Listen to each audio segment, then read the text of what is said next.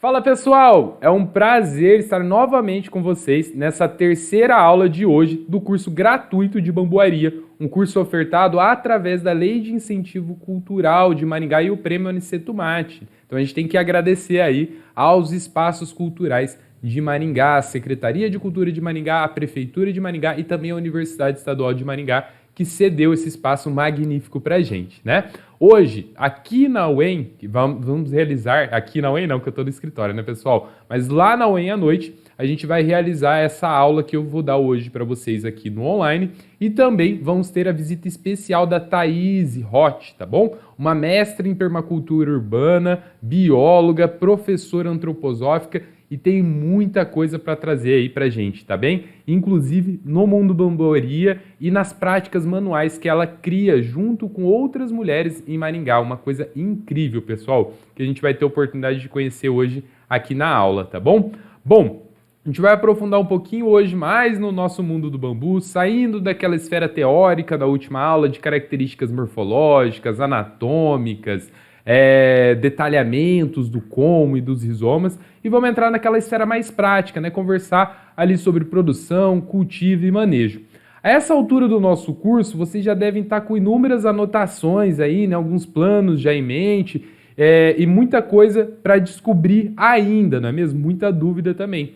Eu indico vocês, nesse momento do curso, já começarem a escrever sobre os planos de vocês com o bambu de forma ordenada, né? Primeiro traçando aí quais são os objetivos de curto prazo, os objetivos anuais ou também objetivos semestrais, trimestrais, né? Dependendo, é claro, do tipo de operação que você está almejando ou que você já tem, tá bom?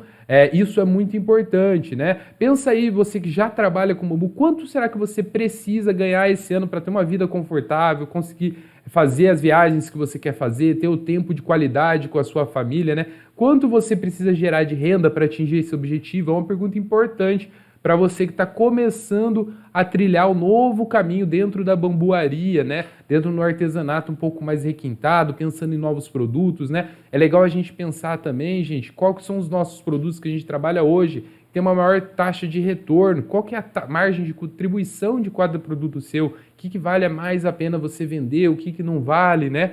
Fazer uma análise SWOT, gente, que isso aí eu trouxe lá do meu diretor de estratégias, né? Ele passou a estratégia SWOT semana passada com a gente, definindo aí quais eram as nossas forças, quais são as oportunidades de negócio que a gente tem, quais também são as fraquezas e ameaças que o nosso negócio tem, né? Isso tudo vai ajudar você a melhorar os processos de atendimento, de venda, de produção, dentro do que você já faz, o que você deseja fazer, além de ajudar com as objeções que seus clientes também vão trazer. Tudo isso é muito importante, tá? Implantem, por exemplo, se você está trabalhando já com o bambu, implanta um CRM, gente, cadência de atendimento para venda é muito importante, né? Tenta definir quais são as etapas do processo produtivo do que você faz, né? Qual é o processo de venda? Eu atendo o cliente, eu faço uma ligação, depois dessa ligação eu faço isso, eu faço aquilo. Tenta traçar isso de uma maneira ordenada para que você consiga atingir aquelas metas, para que você consiga produzir mais com mais qualidade, né? Como que você pode, por exemplo, pensar a produção anual dessas peças, né? Uma vez que você já tem um objetivo a chegar no final do ano, você sabe para quem você vai vender, você sabe como você vai vender, você consegue reduzir esses processos, né? Tentar novos canais de fornecimento, novos canais de venda. Você vai ter tempo para poder procurar esses canais de venda, né? Isso tudo vai ajudar vocês a planejar, e especificamente quem já trabalha no meio, quem já trabalha com artesanato, quem já trabalha com peças, né? Isso tudo vai ajudar vocês a planejar, pensar nesses processos da operação. Quem está em mais de uma pessoa, né? Será que os dois têm que estar focados na produção? Será que um pode estar mais focado na venda e cada um se especializar para fazer aquilo de melhor, para que os dois possam ter um conforto? Isso tudo tem que ser levado em questionamento, tá bom? Essas são algumas das perguntas que eu julgo importante fazer de um negócio, tá bom? Será que não seria interessante, por exemplo, para você buscar um gestor de tráfego, de marketing, ou alguém que vai ajudar você a definir estratégias de venda, né, para sua marca? Isso tudo pode ser muito legal para você que já trabalha. Para aqueles que estão começando a jornada, gente, eu diria que pesquisa, estudo, anotação e prática é o melhor caminho, né? Por exemplo, você pode se perguntar onde que eu quero chegar com essa questão do bambu, né? O que eu quero realmente fazer? Quem me inspira nessa questão do bambu? O que eles fazem, como eles fazem, por que eles fazem? Vai a fundo nas pessoas que você pode conhecer, né? Como que você pode criar a partir disso? Então, tem um livro que se chama Roubando como Artista, que ele traz justamente essa ideia, né, de você traçar uma árvore das pessoas que mais te influenciam, as pessoas, as marcas que mais influenciam o que você quer fazer, o que você quer chegar, onde você quer chegar, e aí a partir disso criar algo único, algo seu, né? Não copiando, mas criando uma coisa junta. Buscar estudar o mercado e as peças que você tem em mente, como criá-las, como que é essa arte, como que as pessoas estão vendendo, vai ajudar você também nesse processo criativo que é trabalhar com bambu, tá bom? Vocês já têm aqui dessas últimas aulas um conhecimento muito legal sobre história, sobre desenvolvimento da cadeia produtiva do bambu. Então procurem nesse momento não se prender a objeções, né? Aquelas negativas do se, e se isso, e se isso, talvez eu faça isso, talvez eu faça aquilo. Não. Trace medidas e sonhos alcançáveis para você, tá? Que são palpáveis, mas seja justo também, tá bom? Tome o tempo que você julgar necessário para esse processo, né? Mas não deixa de escrever não, pessoal, não deixa de planejar. E aí, quem sabe, a gente pode aqui junto, né, trocar experiência. O pessoal que está vindo na aula presencial pode trocar experiência entre vocês mesmos, que tem grandes pessoas aí trabalhando com o bambu, tá bom? Bom, vamos começar essa aula, pessoal. Deixa eu só passar o slide aqui. Opa, vou iniciar a apresentação para vocês, tá bom? Vamos lá, pessoal. Bom, a gente vai conversar hoje sobre produção, cultivo e manejo, né? Aquela parte essencial para que todo bambuzeiro entenda, né? É uma parte, gente, que eu julgo que todo bambuzeiro tem que entender um pouquinho para aquelas pessoas que têm uma necessidade aí, de repente, de diversificar o seu negócio, ou aqueles que trabalham como e querem garantir uma qualidade de produtos. Então, entender alguns passos ali é legal, é interessante para você, de repente, estar trabalhando com uma coisa diferente, tá bom? Entender a base da cadeia produtiva, na minha opinião, então, é essencial para você trabalhar com essa planta que é o bambu, seja de uma forma profissional ou também de uma forma amadora, tá bom, pessoal? Não estou dizendo para vocês que vocês precisam virar especialistas em tudo, viu? Ao contrário, quando se fala de negócios, gente, eu sou do tipo de empresário que vai lhes indicar somente criar especialidades numa pequena área de uma cadeia produtiva, né? Diversificando os produtos e serviços, mas dentro de uma mesma especialidade. Por exemplo, eu acredito que um cultivador de bambu, ele tem que ter especialidade somente em cultivo de bambu, sem precisar se preocupar com colheita, imunização, venda de comos, né? Assim ele vai ter maior tempo para praticar e para buscar uma expertise naquela questão do cultivo, né? Ele vai aprofundar os conhecimentos práticos, não só também na tarefa do cultivo, mas na própria gestão do seu negócio, né? Sem abrir muito. O mesmo se enquadra, por exemplo, para um construtor, para um artesão, né? Eu acredito que você consegue fazer muito mais pelo seu negócio, crescer mais, se você focar somente na construção, ao invés de focar, por exemplo, na coleta do material, tratamento, preparo, para depois ir construir, sabe? O mesmo se encaixa para o artesanato em maiores escalas, tá?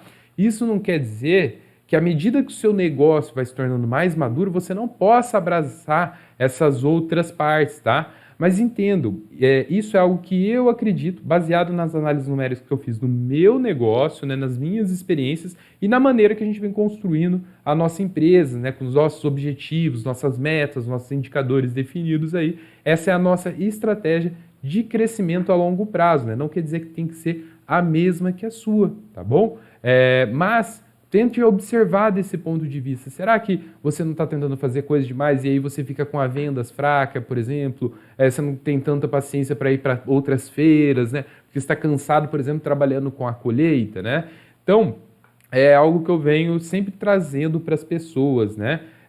Eu sempre busco participar de mentorias, gente, com os maiores de vários tipos de setores, né? Participar de rodadas de negócio com outras empresas de diferentes segmentos, e eu vejo muito essa estratégia, né? E eu não vejo por que não aplicar ela dentro da bambuaria, tá bom? Mas vamos lá para o nosso objetivo principal de uma vez, né? Que eu estou falando bastante de negócio hoje, tá bem? Bom, pessoal, vamos começar pela produção. Bom, basicamente, entende-se produção, o ato de reproduzir e produzir mudas de bambu. Nós já discutimos lá anteriormente sobre a questão da floração, da frutificação do bambu e de como esse é um evento extremamente raro, né, de difícil compreensão pelos especialistas ainda. Então, consequentemente, a reprodução através de sementes de diferentes espécies de bambu é algo muito difícil e muito raro de se encontrar, tá, pessoal? Então, já fica um grande alerta aqui que eu sempre tento trazer em todos os cursos de vivências e tudo que a gente participa.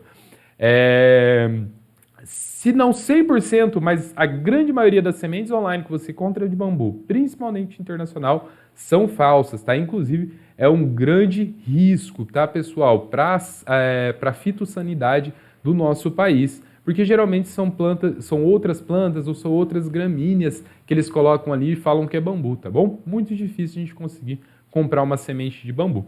Mas se a produção não é por semente, como que ela é? O que é viável, então? O que a gente pratica na bambuaria é a propagação vegetativa. Ela nada mais é do que um método de reprodução assexuada, tá? Onde utiliza-se aí parte da planta, uma parte aérea, como os ramos laterais, ou também uma parte subterrânea, como os rizomas, né? Para a obtenção de plantas clonais que apresentam aí, consequentemente, uma uniformidade genética e fenótipa, tá bom? O grau, pessoal, antes de eu passar esse slide e falar disso, né, o grau de sucesso obtido nesse tipo de propagação e de qualquer outro tipo de planta vegetativa, né, ele é sempre influenciado pela espécie /clone, né, que a gente está utilizando, qual que é a nossa matriz, a estação do ano, condições meteorológicas, tá, condições fisiológicas da mãe também, a posição de propagação da planta-mãe, o tamanho, e o tipo de coleta, como que está sendo esse enraizamento, o que você está utilizando para acelerar esse enraizamento. Então, tudo isso vai influenciar na assertividade desse método, tá bem, pessoal?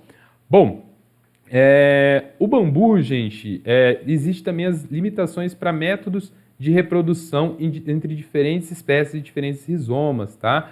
E essa variação, ela ocorre na reprodução vegetativa das espécies, por exemplo, como os alastrantes, que eles só se reproduzem através do rizoma, tá? Que é a parte subterrânea, que a gente estudou lá na última aula, enquanto as espécies intocerantes, elas são passíveis aí de se reproduzir, seja através dos comos, né, que é a parte aérea, os ramos laterais, como eu falei, ou seja através de rizomas. Cada espécie tem ali uma especificidade, às vezes, tá bom? Mas ela tem essa maior facilidade de propagação.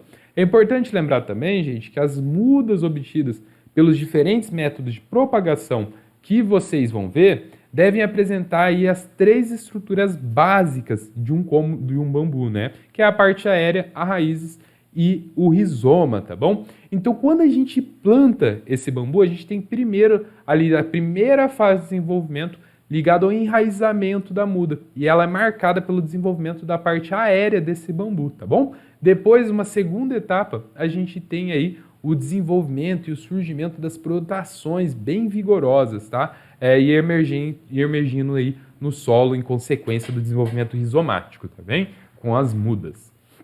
Bom, passando o slide aqui, vou pegar um cafezinho, pessoal. Começar então a falar sobre os métodos de transplante, né? Os 2 primeiros métodos de transplante são muito semelhantes e eles funcionam tanto em tocerantes quanto alastrantes, tá bom, pessoal? O transplante total, que é esse primeiro que eu tenho que falar, ele basicamente consiste no desmembramento da toceira em amostras, né, que contenham tanto o rizoma quanto raízes, tá bom? E aí os caules também. Ele é indicado, gente, para espécies de pequeno e médio porte, mas ele também pode ser executado com plantas grandes, tá bom? Na retirada, indica-se sempre marcar o norte de onde a planta se encontra e preservar essa orientação no replantio, tá bom? Isso vai ajudar numa pega mais fácil, sempre fazendo uma grande poda no extrato vegetativo, né? Nas folhas a gente faz uma grande poda nesse tipo de transplante, tá bom?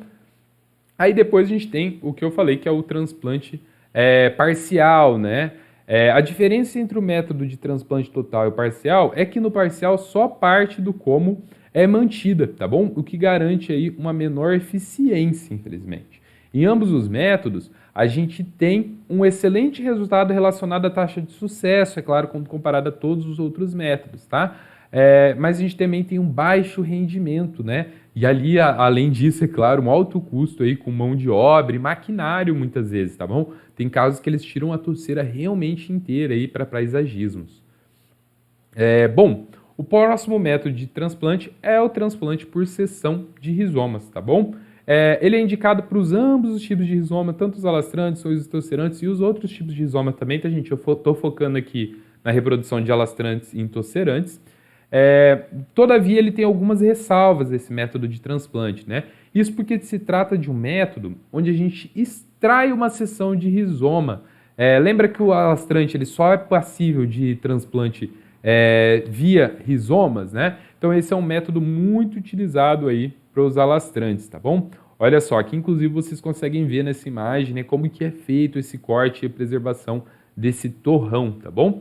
Nesse método, então, gente, a gente corta da planta aí um pedaço, tá, com o torrão e um pedaço que contém o rizoma, as raízes gemais, né, e se possível também um broto, tá, que devem ser preservadas aí com a propagação completa. Nesse slide, inclusive, então, é possível vocês verem a diagramação da retirada de uma dessas mudas nas espécies alastrantes à esquerda, né, e nas espécies intocerantes à direita.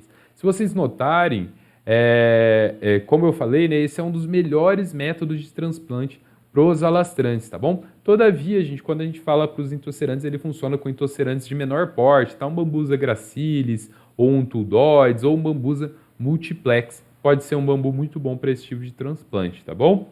Já outros a gente indica por seção, tá bem?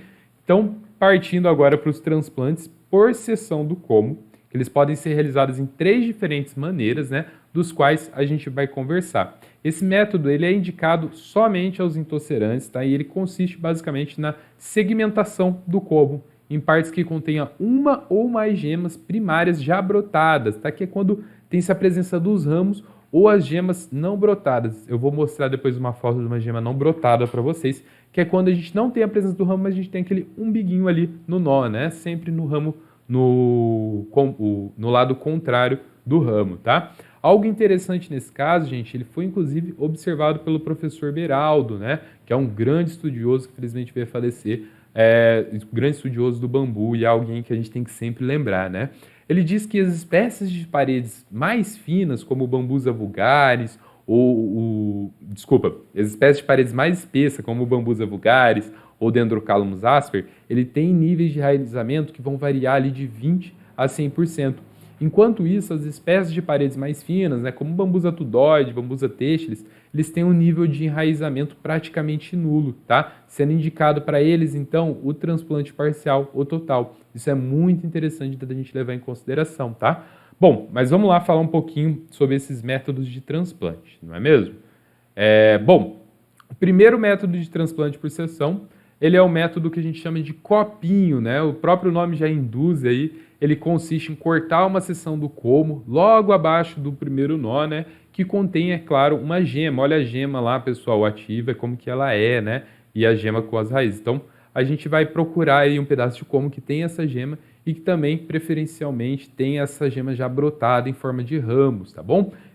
Posteriormente, a gente realiza um outro corte logo abaixo do nó, formando um copo, que deve ser plantado, então, na posição vertical, né, enterrado no solo, e o copo é preenchido ali com água, né, e você vai mantendo a umidade ali sempre, tá bom, pessoal? Esse é um tipo de transplante muito efetivo também, tá? O segundo método de transplante por seção de como, gente, ele é conhecido como método tipo Grandes, tá? Eu fui encontrar ele com esse nome. Ele consiste na seleção de uma grande seção do como, tá? Que tem aí, então, 2 ou mais nós e que possuam gemas ativas, tá? Nesse método, gente, os internós, eles são furados e eles são preenchidos com água e depois ele é enterrado, né, na posição horizontal, como vocês podem ver nessas fotos aqui, tá bom?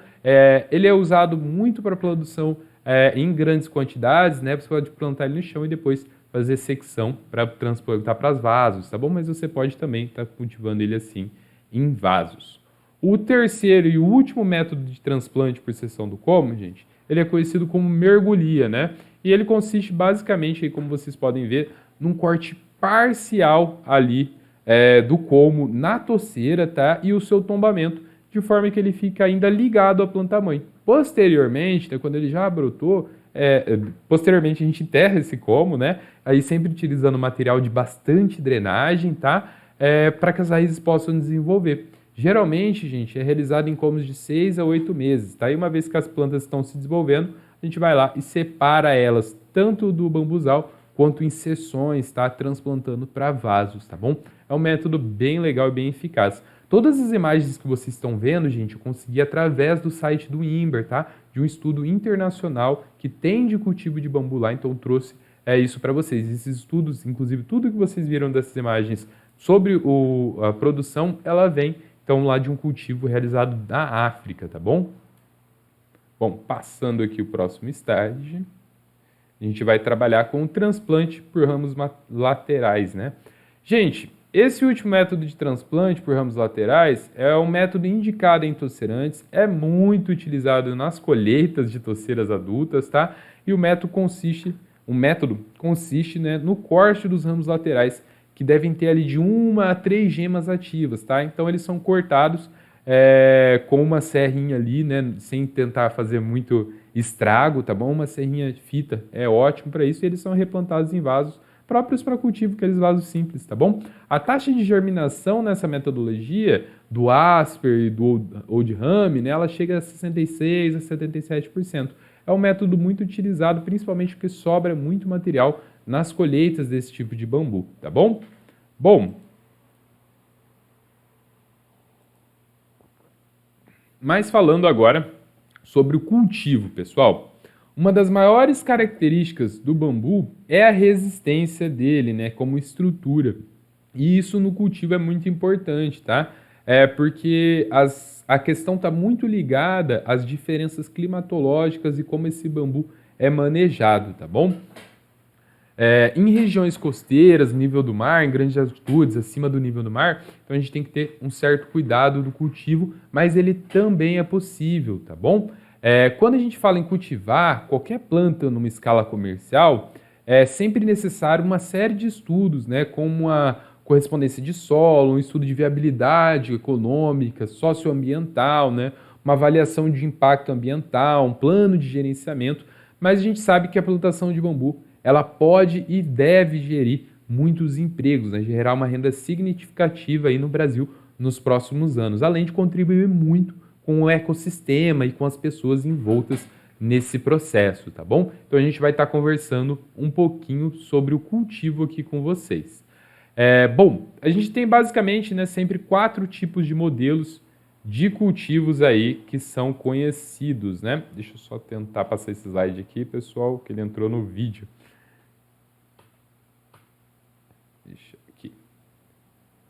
Bom, a gente tem 4 tipos de cultivo, né, modelos aí principais, que são as plantações em grandes escalas, né, que são aí as produções mesmo, acima de 5, 6 hectares, né, que geralmente tem um foco tanto para o comércio de varas, quanto para uma geração de madeira, para brotos, celulose, bioenergia e carvão vegetal, entre muitos outros, tá bom? Inclusive, vi um vídeo, depois eu vou trazer para vocês na próxima aula sobre um cultivo que está acontecendo na Itália, tá bom? A gente tem também a produção, né, o cultivo em blocos pequenos, médios, e grandes agricultores costumam utilizar esse, né? Você pode trabalhar ele na produção agrícola, introduzindo ali numa área degradada ou uma área de grande inclinação, ou também trabalhar com a silvicultura, né? A agrosilvicultura, trabalhando aí, aproveitando esse material. Ele também é muito utilizado lá no limiar das fazendas, né? E pode ser muito produtivo nesses lugares também, ou também como plantio em abrigo, tá bom? É muito utilizado. E os plantios domésticos que a gente acaba encontrando por aí, pessoal. Esses são os tipos de cultivo que a gente acaba encontrando no Brasil, tá bom? Lembrando, gente, que o bambu, ele possui, então, as suas raízes superficiais, tá? Isso quando comparado aí a diferentes estratos vegetativos, tá bom? Sendo assim, ele utiliza principalmente as águas superficiais, que são a água da chuva ou de um sistema de irrigação, tá bom? Então ele reduz, como eu falei, a capacidade de troca de água entre o solo superficial e o subterrâneo, tá? Então, para estabelecer grandes plantações de bambu, né, deve ser trabalhado aí com cultivo de árvores de raízes profundas, tá? Criando essa troca interativa entre água da superfície e água dos solos mais profundos, tá bom? aumentando esse abastecimento de água aí durante as estações secas, né? Se você trabalhar com a poda dessas árvores, o estruturamento delas e também enriquecendo muito o seu solo, tá bom? É indicado, nesses casos, gente, plantar as árvores no espaçamento de 20 e 50 por 50 metros, tá bom? Estabelecendo aí a distância dos bambus em 3 e 6 metros, dependendo do seu objetivo. Se você quer passar com um caminhão nesse bambuzal, é bom você pensar em 6, 7 metros aí de distanciamento, tá bom? E levar em consideração essa questão que talvez precisar de uma irrigação, principalmente no começo do seu cultivo, tá bom? Bom, algumas técnicas de cultivo básicas, a gente vai começar aqui. Existem 6 regras de ouro, basicamente, tá bom? As duas primeiras é a questão de escolha das mudas e a própria preparação do solo, tá bom? Geralmente é indicado trabalhar com mudas que tem entre 6 e 9 meses, estejam aí com pelo menos 50, 80 centímetros de altura, tá? Com bastante hastes, tá bom? Com bastante comos, bastante varas de bambu, de preferência, um rizoma e um sistema radicular aí bem desenvolvido, tá? Nesse caso, gente, eu também busco endurecer a planta. O que é endurecer a planta? Então, ela está sendo cultivada dentro de uma estufa, protegida, muitas vezes com menor insolação. Antes de, então, levar ela para o lugar onde ela vai ser plantado, a gente vai dar essa endurecida nela, expondo ele à luz solar semelhante à luz solar que você vai deixar, onde você vai cultivar ela, e também aparando 50% das folhas aí para minimizar a perca de água por transpiração, tá bom? Aí a gente vai com a preparação do local de cultivo, né? A gente sempre procura preparar esse local de cultivo com pelo menos 30 dias de antecedência, tá? Para também fornecer tempo suficiente para o intemperismo do solo, né? Então a gente vai lá, faz essa limpeza da área de cultivo, pode ser com arado, tá? Um aro de 30 centímetros de profundidade é muito bom. Ou também você pode preparar aí com faixas, né? Você escolhe as faixas e vai lá na enxada mesmo, trabalha com 1,50 m a 2 metros, ou também na enxada ali você pode fazer um raio de 1 metro a 1,5 m, da onde você vai plantar, retirando todas as plantas daninhas que tem ali, tá? Preparando esse solo, tá bom? Então, com essa etapa concluída, a gente vai para a fase 2, que é a segurança e o espaçamento, tá bom? Vou falar depois lá do tamanho do buraco que vocês precisam fazer também, tá bom? Então, a questão de segurança, pessoal, quando a gente introduz um cultivo é muito importante, tá? Principalmente quando a gente está falando de cultivos aí que você vai plantar 5 mil, 10 mil, 30 mil metros quadrados, né? Bom, nessa fase inicial, o bambu ele pode ser muito atacado por boi, ruminante em geral, né? E também por ação de fogo, gente. Então, você precisa fazer ali uma pequena cerca em volta ou separar um espaço que animais não têm acesso, você vai conseguir proteger essas mudas, porque elas custam caro, né? E também limpar todo tipo de arbusto, lenhoso, grama, esses materiais vegetativos que vão se acumulando, né? Numa faixa ali, gente, de pelo menos 5 metros ao redor do lugar onde você está estabelecendo esse cultivo, tá? Isso é muito importante para você ter uma proteção maior.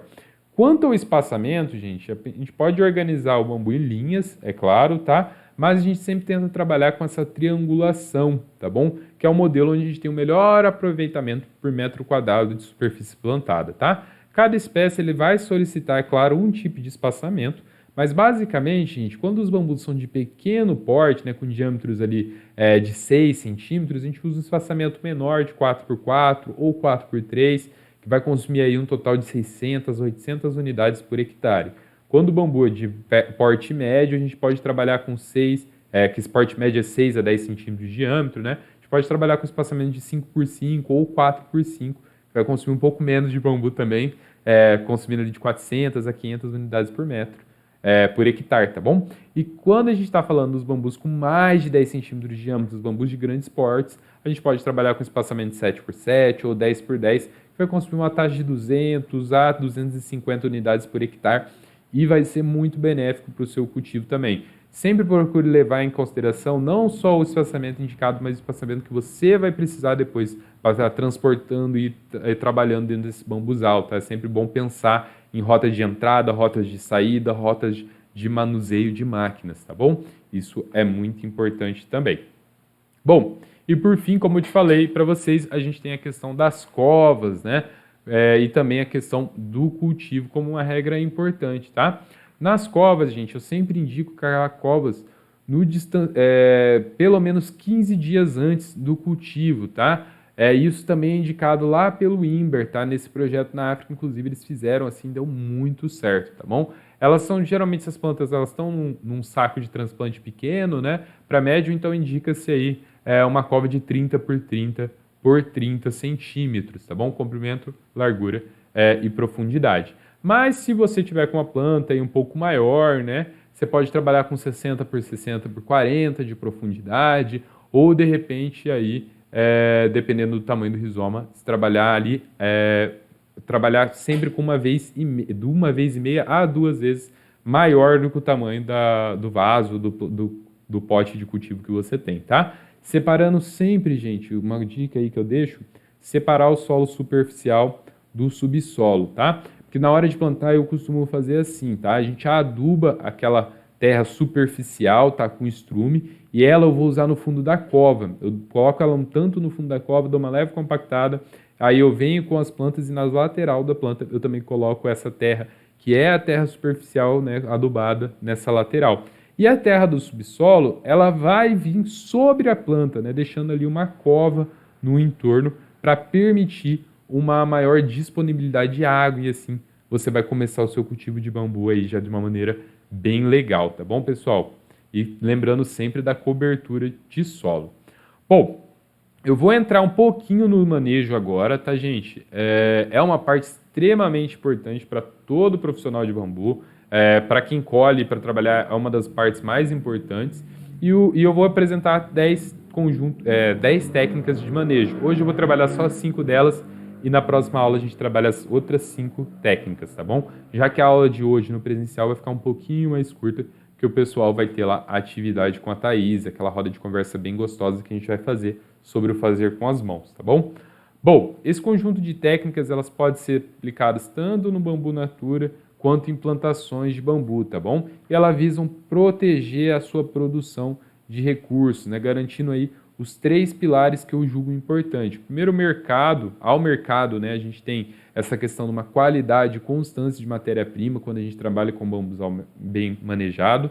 Para quem é produtor, a gente tem um aumento de receita, porque você agrega mais valor na qualidade dos seus recursos, eles se tornam mais abundantes, mais retos, mais saudáveis, né? E para o meio ambiente a gente tem inúmeros benefícios aí relacionados à regularização da água, a captação de CO2, a emissão de O2 e a proteção de solo, que acontece quando a gente trabalha com bambuzal manejado, tá bom? É importante entender, gente, que um bambuzal ideal, que eu sei que é muito difícil de encontrar, nós vamos encontrar ali uma regeneração natural muito abundante, tá? Mas ele sempre vai ser composto, em sua maioria, por como jovens, né? E quando possível, gente, zero bambus secos. Já imaginou quanto isso é difícil, você que trabalha colhendo bambu? Então, esse estado ideal, a gente alcança, né, através por intermédio, ou através, né, de colheitas sucessivas, gente, não tem outro jeito, colhendo e manejando, de repente você só vai para manejar um bambuzal, e aí com essa constância você consegue aí ter um bambuzal mais legal, tá bom? Nos bambuzais mal manejados, a gente vai encontrar aquilo que todo mundo que já entrou no bambuzal vê, né, aquele caos, com uma grande quantidade de como maduro, cheio de líquen, como já velho, como seco, né? Geralmente 70% do bambuzal tá lá maduro, já envelhecendo. Ele geralmente tem uma aparência bem fechada, bem inacessível, né? Um grande emaranhado, geralmente, principalmente nos intocerantes, né? Geralmente a gente tem muito como velho, seco, muito como fino, muito como torto, uma irregularidade bem grande ali que a gente tem que trabalhar, tá? Mas não é necessário também vocês se assustarem quando vem um bambuzal desse tipo, tá?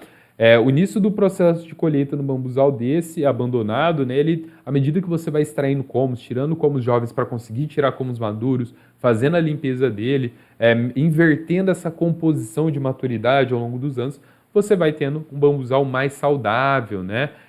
Evitando aí também riscos de incêndio a esse bambuzal. O bambuzal fica bem mais verde, com uma maior quantidade de brotos, além do acesso se tornar muito mais fácil, tá? Nas espécies de alastrantes, que as florestas ficam mais abertas, mais limpas, né?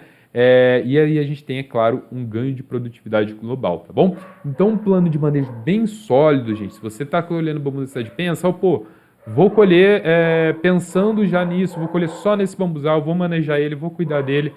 faz uma parceria com a prefeitura, de repente, né? Faz uma parceria com outra empresa, pode ser bem interessante para você, tá? Esse plano de manejo sólido vai garantir aí uma coleta de produto muito mais satisfatória para uma destinação, para uma comercialização, para um processo industrial, né? Ele vai, além disso tudo, ele vai favorecer uma regeneração natural, gente, e também a composição estrutural desse bambu vai se inverter, a gente vai ter um bambuzal muito mais saudável, muito mais verde, muito mais jovem, né?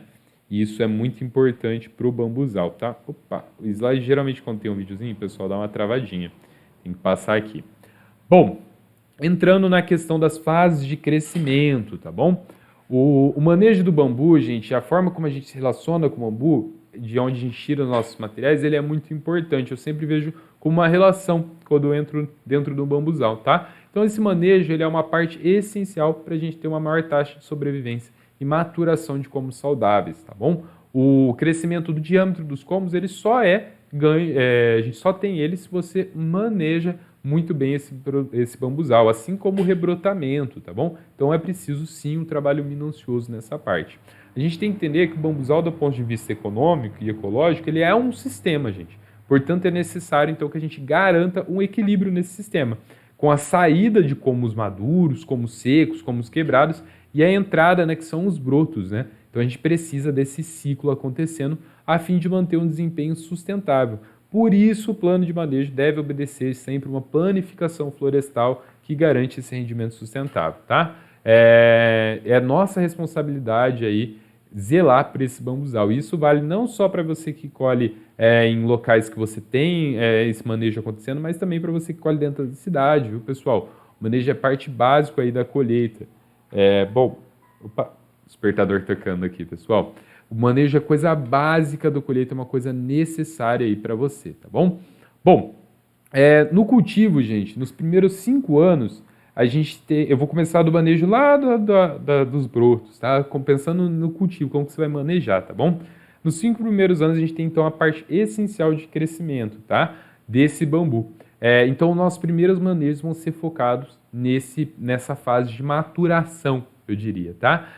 Esses 5 anos eles são divididos em 2 fases. Uma fase em que a gente chama ele de broto, né, de muda. Já o segundo estágio é o estágio de maturação propriamente dita. Então, no primeiro estágio, que corresponde aí, geralmente aos 2, 3 primeiros anos da plantação, é justamente a fase onde a gente está tendo fechamento da copa. Não lembra que eu falei? Que ele vai estar trabalhando em cima, né? Então, a gente tem que ter uma atenção redobrada ao fornecimento de um ambiente aí propício para esse rápido crescimento do bambuzal, né? Assim como a proteção contra vegetações concorrentes, gente, isso é muito importante. Proteção contra queimada, que eu falei, né? O ataque de animais, entre outras coisas. É uma fase que pode durar de 1 a 3 anos, tá? Mas se as condições não forem favoráveis, se ele não tiver uma quantidade legal de água, né? Esse bambu ele pode estacionar nessa fase, essa fase pode durar alguns anos, tá? Isso também tem que ser analisado. E aí, quando ele tem uma boa fase de brotação ali, a gente vai para a fase de maturação, tá? Que é o estágio onde a gente tem aí a manutenção mais focada no manejo da própria doceira, né? Na limpeza dela, nas podas, no desbaste, que eu vou detalhar essas técnicas de manejo na próxima aula, tá? E ali o nosso objetivo nessa fase de maturação, nesses últimos anos, é diminuir o congestionamento. Então a gente vai tirar os brotos que estão vindo fraco, a gente vai selecionar alguns brotos. Se o como está torto, a gente vai tirar ele, vai deixar uma composição ideal ali com alguns comos maduros, comos jovens, né? A gente vai guiar essa planta aí para ela começar a produzir em grande escala, tá bom, pessoal? Isso é muito importante também. Bom, mas afinal, quais são, né, esses procedimentos de manejo necessários, tá? Como eu falei, são 10 procedimentos de manejo, do início do cultivo à fase de manutenção, sendo alguns possíveis de realizar tanto em bambuzais urbanos quanto em cultivos de bambuzal, tá? Aquele que tem um sítio aí, que um amigo tem um sítio, que vai lá colher de vez em quando, isso é muito legal para você praticar lá também, tá? Para essa aula não se alongar, como eu disse, a gente vai focar aí nos primeiros técnicas de manejo. E olha só a aparência de um bambuzal manejado, gente. Você vê entre o bambuzal, né? Você tem o sol entrando, você não tem galhadas, você não tem sujeira, você não tem mato. Isso é muito importante de vocês repararem, tá bom? Bom, A primeira técnica relacionada, é claro, ao cultivo é o replantio por si só, gente. É legal entender isso aí, que no primeiro ano de cultivo a gente vai ter grandes percas do seu bambuzal. Então você vai ter uma perca aí na casa de 10 a 15, 20% em alguns casos até, tá bom? Isso quando a gente cuida. Se você não cuidar, essa perca pode ser maior. Geralmente essa perca acontece no primeiro, no segundo ano vai lá para 5, 10%, depois a gente vai reduzir até o terceiro ano a zero, tá bom? Na maioria dos casos, é claro, tá? Então é necessário, é claro, esse acompanhamento, entender o que está acontecendo ali, tirando as plantas que estão fracas também, que você vê que não está se desenvolvendo legal, e as plantas que morreram, tá? Para trabalhar essa uniformidade do seu cultivo, principalmente no primeiro ano, tá bom? A outra questão, como eu falei bastante, gente, é a irrigação, tá? O bambu parece uma planta bem rústica, ele é também, tá? A gente vê bambuzal por aí sem irrigação, sem cuidado, né? Com algumas áreas até bonitas. Mas você já parou para pensar qual é a potencialidade que aquela toceira poderia ter se ela tivesse realmente assistida, né? Como outras plantas são assistidas dentro da agricultura brasileira? Lembra, gente, que o bambu ele é uma planta de raiz superficial, né? Portanto, ele vai utilizar principalmente das águas superficiais, que são a água de chuva, né? Ou de irrigação. Então, nos primeiros anos, principalmente do bambuzal, né, onde o dossel está pequeno, bem exposto também, as raízes estão começando a desenvolver, o rizoma está começando a desenvolver, então é preciso um certo cuidado, principalmente nos períodos secos, tá bom, pessoal? Nem que você faça essa irrigação de maneira manual durante um período muito seco, tá? Para os cultivos comerciais ou cultivos decorativos realmente bonitos, é necessário sim esse cuidado especial nesse tocante, tá? Você pode combinar, é claro, gente, com técnicas agroflorestais para garantir essa maior qualidade, tá bom? Combinando o seu bambu com árvores aí de raízes profundas, né? E usando aquela técnica lá da agrofloresta de triturar esse material e trazer toda essa riqueza para cima. Trabalhar sempre com covas também, tá bom? É importante, gente. O sistema de irrigação ele pode variar de sistema automatizado, manual, você pode trabalhar com canais de irrigação também ou algumas irrigações pontuais direto nas valetas, né? Criando ali um círculo no bambuzal e irrigando ali dentro, né? Regularidade mínima de irrigação, gente, de 15 litros a cada 10 dias, tá bom? E você também não pode aguardar muito nesse período aí, não deixar passar muito, gente. O bambu ele gosta muito de água e de um solo com boa drenagem, tá bom? Então, sempre mantenha o seu bambu bem úmido ali, faz uma boa cama, né? Faz a cova no entorno, deixa ela bem adubada ali, com bastante material orgânico para manter essa umidade vai ser importante, tá bom? Inclusive, você pode trabalhar com palha de arroz, que é rica em sílica, que é algo que o bambu gosta muito. A outra questão, gente, é de arar e coroar, tá bom? Essa é de ouro, né, gente? Isso aí vai ajudar muito no manejo. Ela tem que ser feita aí pelo menos 2 vezes por ano, gente. É muito importante para que o seu bambuzal possa ter ser mais saudável, tá? Isso nos entocerantes, né? Nos alastrantes, como não é possível fazer essa aração, esse coroamento, indique-se ali então uma realização de uma limpeza de entorno e interior do bambuzal, tá? Limpando todas as plantas daninhas, né? Árvores pequenininhas que às vezes estão vindo ali no meio, deixando a mata sempre bem limpa, tá bom? O raio de ação, a gente tem que ser ali sempre de 1,5 m a 3 metros no entorno da toceira, tá bom? Indique-se fazer a aração e o coroamento, retirando tudo que é planta daninha ali, gente. Que geralmente elas são espécies gramíneas que estão concorrendo ali com o próprio bambu, tá bom? Nessa etapa, gente, de crescimento, leguminosas, herbáceas, né, pode ser deixada, tá bom? Por exemplo, crotalária, que é uma que pode ser deixada, trevo pode ser deixado, o amendoim forrageiro, né, outras plantas desses gêneros, tá? Porque essas plantas, elas não competem com o bambu em nutrientes, então elas podem sim ser utilizadas juntas ali para manter uma umidade, tá bom? Para além disso, é necessário aí uma atenção especial à forração sempre, tá? Como eu disse aí, depois do coroamento, você tem que fazer uma cobertura nesse solo, né? Seja com umas folhas secas, com as próprias folhas ali do bambuzal no entorno, se dá aquela juntada ali para ele conseguir manter a umidade mais próxima das raízes dos rizomas, né? Com adubo orgânico também, já ajuda bastante, uma serragem decomposta, tá? Ou aí as cascas de arroz que eu falei também, tá bom? Agora, um dos últimos aqui, se não o último, é a questão da adubação. Gente, é bem complicado indicar uma adubação a um solo que você não conhece, tá? Eu mesmo não sou especialista em agronomia para estar indicando adubações para vocês, tá bom? E assim, a questão do solo, é preciso você entender muito quais são as indicações de adubação pela análise do solo, né? Principalmente quando a gente fala de cultivo comercial. Tem que ser sempre, com base numa análise do solo, você vai ali entender quais são as necessidades daquela planta, quais são as necessidades daquela terra e como equilibrar isso. Mas eu sei que isso é um tanto quanto complicado em alguns manejos menores, né? Exige, claro, muito conhecimento técnico ou profissional para realizar. Então eu trouxe de algumas bibliotecas nacionais e internacionais aí para embasar alguns tipos de indicações de adubação para vocês, tá bom?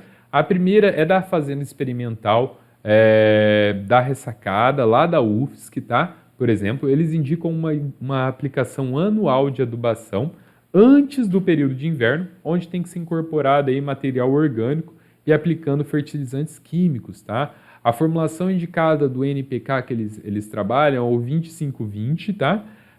E eles costumam aplicar 600 gramas desse adubo nas plantas adultas, com mais de 6 anos ou com mais de 10 comos, tá? Dependendo, é claro, da espécie.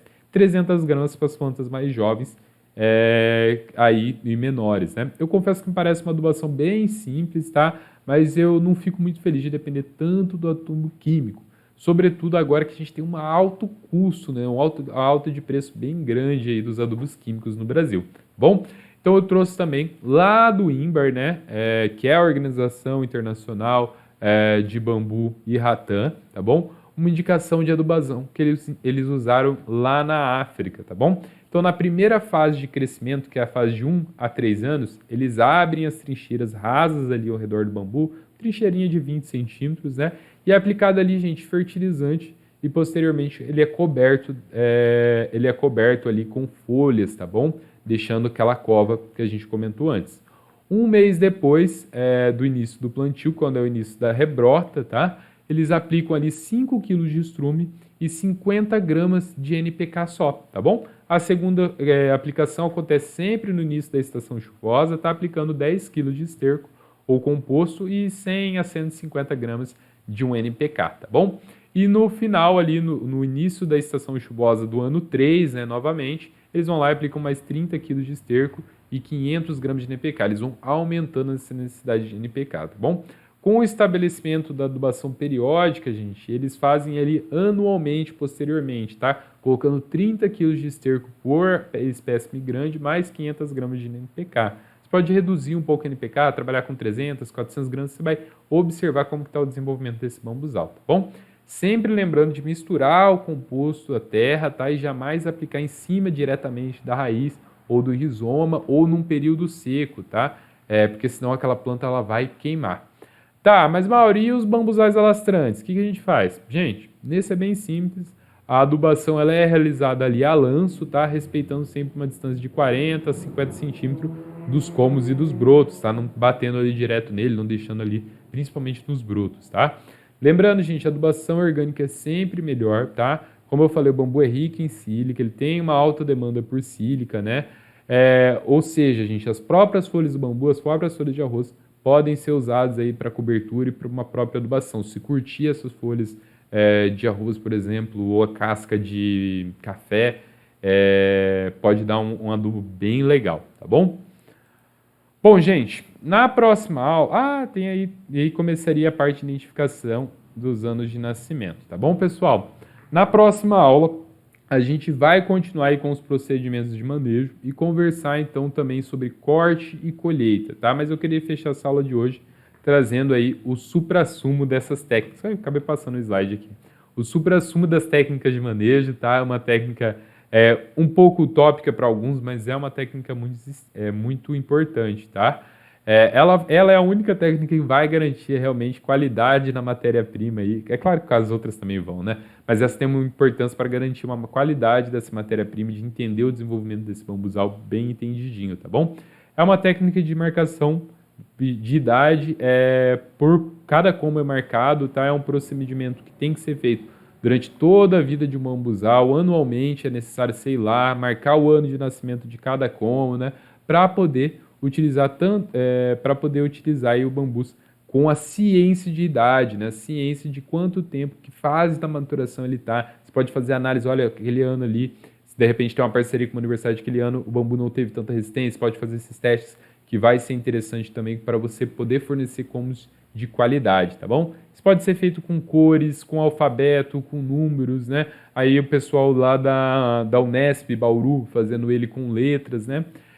Todos eles funcionam, tá bom? O importante é você tabelar isso, de modo que você sempre vai saber o ano de nascimento de cada combo que está ali, tá bom? E vai poder mensurar se o bambuzal está saudável, se ele não está, acompanhar de forma assertiva, né, o desenvolvimento, entender quanto que você vai produzir anualmente, tá bom? E aí, para fazer isso é bem simples, você vai pintar esse identificador visível no bambu, né? Depois do estágio de crescimento inicial, tá bom? Quando ele começa a soltar os ramos, né? Ele já vai diminuir esse crescimento esporádico que ele tem no início, que é muito grande, tá bom? Então sempre faz ali próxima à altura dos olhos, né? Utilizando uma tinta permanente e um pincel, gente. De modo depois você facilitar essa leitura e não perder também essa demarcação. Lembra que o bambuzal vai estar bem aberto, bem manejado, então você vai ter poucos comos, todos eles marcados, e isso vai ficar muito bom para você escolher depois, tá bom? Mas, Mauro, eu peguei um bambuzal para colher e agora ele não tem marcação nenhuma. Pois é, gente, esse é a realidade da maioria dos cultivos, né? Então, assim, você não vai ter essa precisão para identificar várias maduras, você vai fazer uma identificação visual. Eu vou trazer isso quando a gente falar de colheita na próxima aula, né? Você vai correr o risco aí de tirar vara jovem, vara velha e comprometer um pouco o bambuzal. Mas você pode começar essa mudança na próxima brotação, né? O que você acha disso, talvez? Então, assim que você colher, pensa em quanto que ele vai brotar e quanto que você vai tirar um tempo, meio-dia, para ir lá marcar esse bambuzal. Assim, você e todos que forem colher lá vão ter dados mais precisos, né, de idade e desenvolvimento da toceira ou daquela mata, tá bom? Anotar, tabelar e analisar, gente, sempre vai trazer uma assertividade de ação para vocês muito maior, tá? E, inclusive, eu indico a registrar aí quantidade de brotos que nasceram, quantos brotos foram colhidos, né? Quantos comos vocês escolheram, qual foi o diâmetro dos comos, qual foi a quantidade de chuva que correu ali mensalmente, né? Ou só marca assim, ó, janeiro choveu muito, janeiro choveu pouco esse ano, para você entender esse comportamento, né? Tem geada na região? Marca isso também para entender o comportamento desse bambuzal e a longo prazo você vai ter as suas análises bem finas aí para trabalhar com venda de comos e cultivo também, tá bom? Todas as informações, como eu disse, vão ser extremamente valiosas aí para você pensar nessa receita futura da sua empresa ou do seu ramo de atividade. Gente, com isso eu vou terminar a aula de hoje, para a aula não ficar muito extensa. Na próxima aula a gente vai continuar mais 5 técnicas de manejo, as técnicas mais práticas ali, né? Aquelas que vão acontecer direto no bambuzal, para você que está lá colhendo o bambuzal do amigo, fazer para o seu amigo, para esse bambuzal produzir mais, para você conseguir tirar um broto legal ali no final do ano, no começo do ano. E aí a gente vai depois lá para corte e colheita, tá? Como que é feita a colheita, como que é feito o corte, quais são os macetes que eu posso estar indicando aí baseado no meu conhecimento e quais são as técnicas que estão sendo utilizadas, tá bom? Se a aula não ficar muito comprida, na próxima aula a gente já começa a falar também de tratamentos, tá bom? Vou apresentar alguns métodos de tratamentos para vocês, como fazer e quais têm sido utilizados no mundo e são normatizados, tá bom? Pessoal, muito obrigado por acompanhar a aula de hoje e eu espero vocês na próxima aula. Até a próxima!